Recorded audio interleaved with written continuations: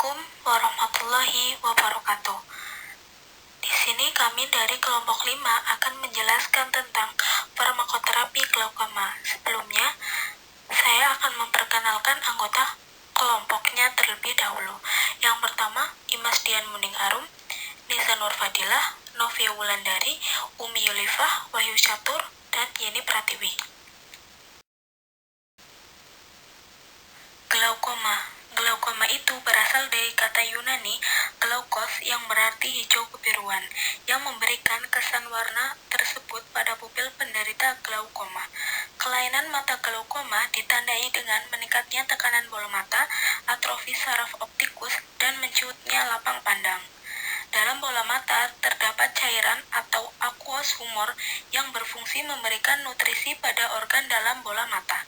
Cairan ini diproduksi dan dikeluarkan kembali dalam siklus yang seimbang sehingga tekanan pada bola mata tetap terjaga normal. Pada mata penderita glaukoma, siklus cairan ini tidak seimbang, di mana cairan diproduksi tetapi terdapat masalah dalam saluran pengeluaran. Hal ini menyebabkan tekanan pada bola mata meningkat, sehingga terjadi penekanan pada papil saraf optik.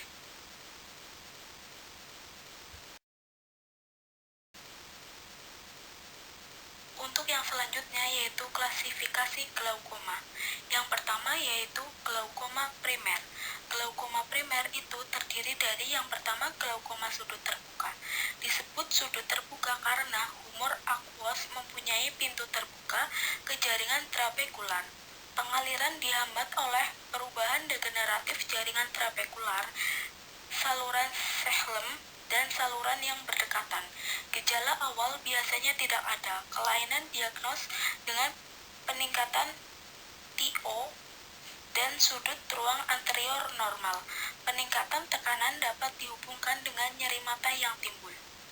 Kemudian untuk yang kedua yaitu glaukoma sudut tertutup atau sudut sempit. Disebut sudut tertutup karena ruang anterior secara anatomis menyempit sehingga iris terdorong ke depan, menempel ke jaringan trabekular, dan menghambat humor aqueous mengalir ke saluran Schlemm.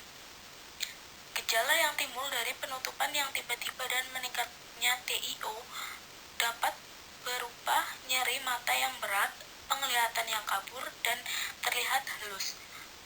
Penempelan iris menyebabkan dilatasi pupil. Bila tidak segera ditangani akan terjadi kebutaan dan nyeri yang hebat. Yang selanjutnya yaitu glaukoma sekunder. Glaukoma sekunder dapat terjadi dari peradangan mata, perubahan pembuluh darah, dan trauma. Dapat mirip dengan sudut terbuka atau tertutup tergantung pada penyebab seperti perubahan lensa, kelainan UVA, trauma, dan bedah. Yang selanjutnya, glaukoma kongenital. Yang pertama, primer atau infantil. Yang kedua, menyertai kelainan kongenital lainnya. Kemudian, glaukoma absolut. Glaukoma absolut itu merupakan stadium akhir glaukoma, di mana sudah terjadi kebutaan total akibat tekanan bola mata memberikan gangguan fungsi lanjut. Pada glaukoma absolut, kornea terlihat keruh, bilik mata dangkal, papil atrofi dengan eksfasi glaukomatosa, mata keras seperti batu, dan dengan rasa sakit. Kemudian untuk epidemiologi glaukoma. Yang pertama, epidemiologi glaukoma sudut terbuka. Open angle glaukoma atau OAG adalah penyebab utama kedua kebutaan yang mempengaruhi hingga 3 juta orang di Amerika Serikat dan hingga 60,5 juta orang di seluruh dunia. Diperkirakan lebih dari 135.000 orang di Amerika Serikat dan sekitar 4,5 juta di dunia telah mengalami kebutaan bilateral yang glaukoma-related.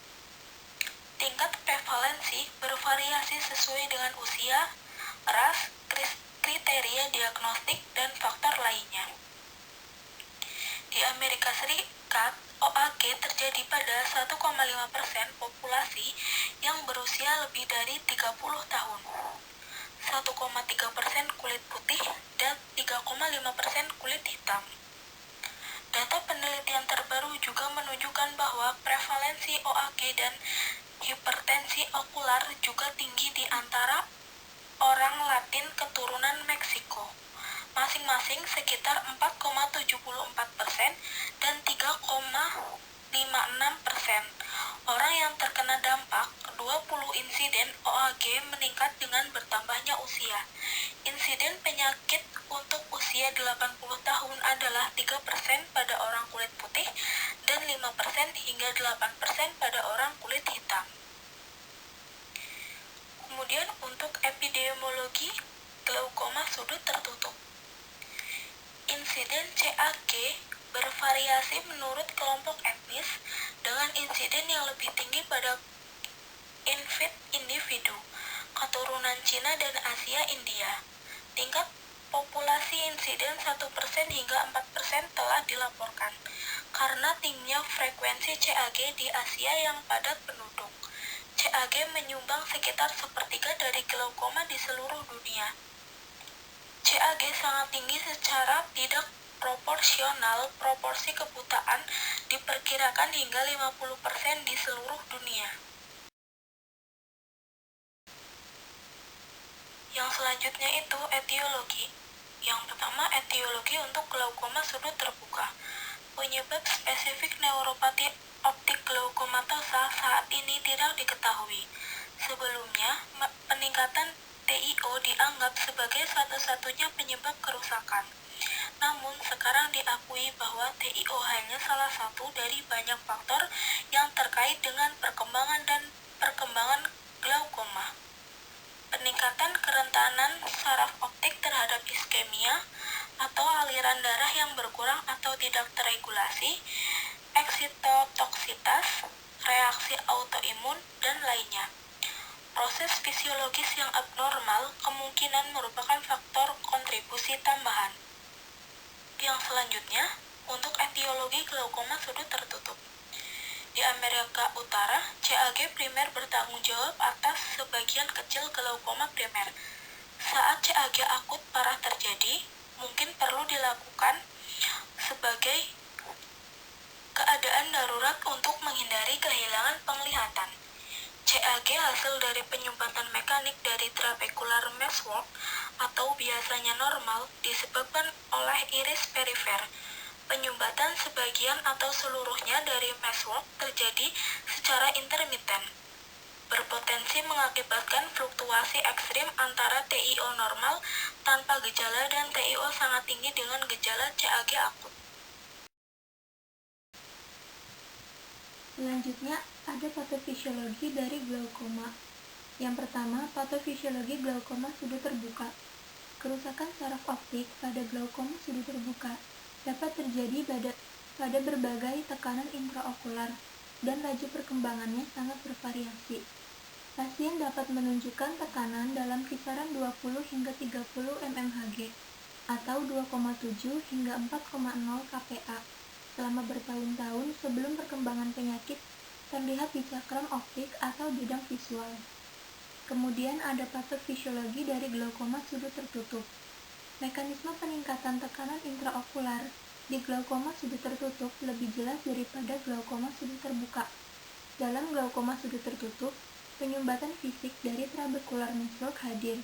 Salah satu jenis glaukoma sudut tertutup yang dikenal dengan penutupan sudut merayap terjadi pada pasien dengan sudut sempit, di mana iris menempel pada trabecular meshwork dan dapat menyebabkan peningkatan tekanan intraokular terus-menerus rentang lebih mirip dengan glaukoma sudut terbuka, dan perilaku klinis mirip dengan glaukoma sudut terbuka, dengan individu berbeda dalam derajat dan kecepatan kehilangan penglihatan dari setiap peningkatan tekanan intraokular yang diberikan. Selanjutnya, gambaran klinis dari glaukoma. Secara umum, glaukoma dapat dideteksi pada pasien yang asimptomatik atau pasien dapat mengalami gejala khas, terutama kehilangan penglihatan. Glaukoma sudut terbuka adalah penyakit kronis progresif lambat yang ditemukan terutama pada pasien yang berusia lebih dari 50 tahun. Sedangkan glaukoma sudut tertutup lebih sering dikaitkan dengan episode akut simptomatik. Kemudian, gejala dari glaukoma sudut terbuka tidak ada sampai hilangnya bidang visual yang substansial terjadi. Glaukoma sudut tertutup gejala non-simptomatik atau prodromal, atau penglihatan kabur atau kabur dengan lingkaran cahaya di sekitar lampu yang disebabkan oleh kornea yang kabur, edematosa, dan kadang-kadang sakit kepala mungkin ada. Episode akut menghasilkan gejala yang berhubungan dengan kornea berawan, edematosus, nyeri mata atau ketidaknyamanan, mual, muntah, sakit perut, dan diaforesis. Kemudian, tanda-tanda dari glaukoma sudut terbuka, yaitu perubahan dis atau kehilangan bidang visual. Tekanan intraokular bisa normal atau meningkat, yaitu lebih dari 21 mmHg atau lebih dari 2,8 kPa. Pada glaukoma sudut tertutup, dengan derajat akut parah, konjungtiva hiperemik, kornea keruh, ruang anterior dangkal, dan kadang-kadang disoptik, edematosa, dan hiperemik. Tekanan intraokular umumnya meningkat secara nyata, yaitu 40 hingga 90 mmHg atau 5,3 hingga 12,0 kPa saat gejala muncul. Pada glaukoma sudut tertutup dengan derajat kronis, perubahan dis dan hilangnya bidang visual, tekanan intraokular bisa normal atau meningkat, yaitu lebih dari 21 mmHg atau lebih dari 2,8 kPa. Selanjutnya, untuk tes diagnostik, tes yang muncul termasuk tomografi koherensi optik, analisis serat saraf retina, dan tomografi laser pemindaian konfokal dari saraf optik. Selanjutnya, genetika. Glaukoma sering diturunkan sebagai penyakit multifaktorial kompleks, tetapi juga dapat diturunkan sebagai bentuk autosom dominan atau autosom resesif. Adu konsep terkait usia yang umum glaukoma, seperti glaukoma sudut terbuka, walaupun mengandung heritabilitas yang signifikan, lebih kompleks dan dipengaruhi oleh faktor lingkungan. Selanjutnya, farmakoterapi dari glaukoma. Yang pertama, ada algoritma glaukoma sudut terbuka. Berikut gambarnya. Untuk lebih jelasnya, bisa dibuka di Dipiro tahun 2014.